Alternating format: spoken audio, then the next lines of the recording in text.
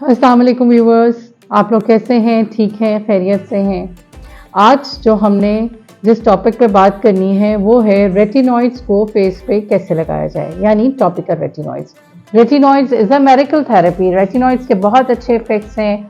Retinoid skin पे anti ageing का काम करता है, स्किन के पोर्स को टाइटन अप करता है। एक्ने के लिए इसकी ट्रीटमेंट बहुत अच्छी है। लेकिन प्रॉब्लम कब आती है जब हमें टॉपिकल रेटिनॉइड्स अपने फेस पे बिल्कुल लगाना नहीं आ रहे होते हैं और हम दूसरे ही दिन दोबारा अपने डर्माटोलॉजिस्ट के पास जाते हैं और कहते हैं देखिए जी, इससे हमें बहुत ज़्यादा स्केलिंग हो गई है, रेडनेस हो गई है, इन्फ्लेमेशन हो गई है।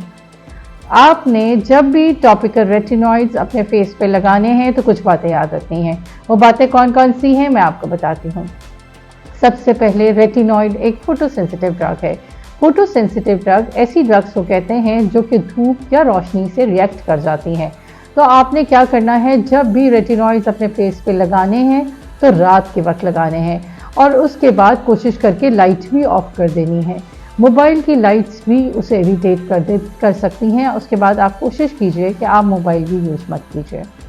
सेकेंड, आपने जब भी लगाना है रेटिनॉइड अपने फेस पे तो पी साइज यानी मटर के साइज के बराबर आपने लगाना है और उसको 1 2 3 1 2 3 1 एंड 1 इस तरह डिवाइड करना है और पूरे चेहरे पे लगा देना है।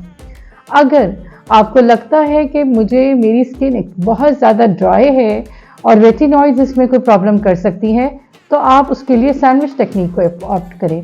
सैंडविच टेक्निक में क्या करते हैं कि फर्स्ट आपने एक लेयर वैसलीन की लगानी है अपने फेस पे।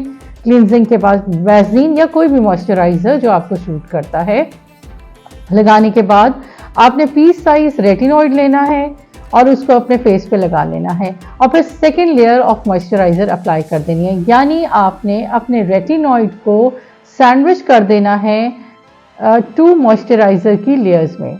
ये एक फर्स्ट टेक्निक है जिसे कहते हैं सैंडविच टेक्निक। सेकेंड टेक्निक क्या हो सकती है? सेकेंड टेक्निक ये है कि आप अपने आंखों के इधर, होठों के इधर, जहाँ पे सबसे ज़्यादा रेडनेस या स्केलिंग या एक्जिमा के चांसेस होते हैं, वैसलीन अप्लाई करते हैं, वैसलीन या कोई भी मॉइस्चराइज़र, और उसके बाद आप रेटिनॉइड अपने फेस पे लगा लीजिए।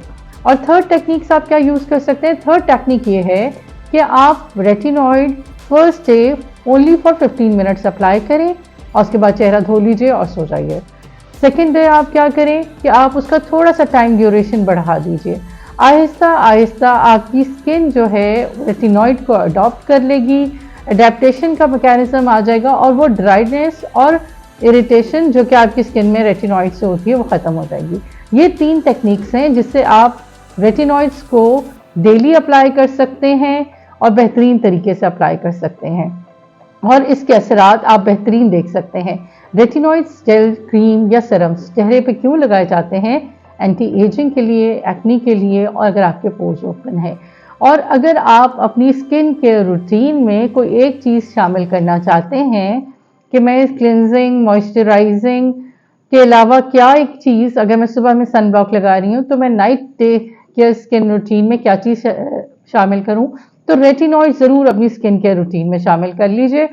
ये आपकी स्किन को बहुत ज़्यादा बेनिफिट देंगे। Thank you very much.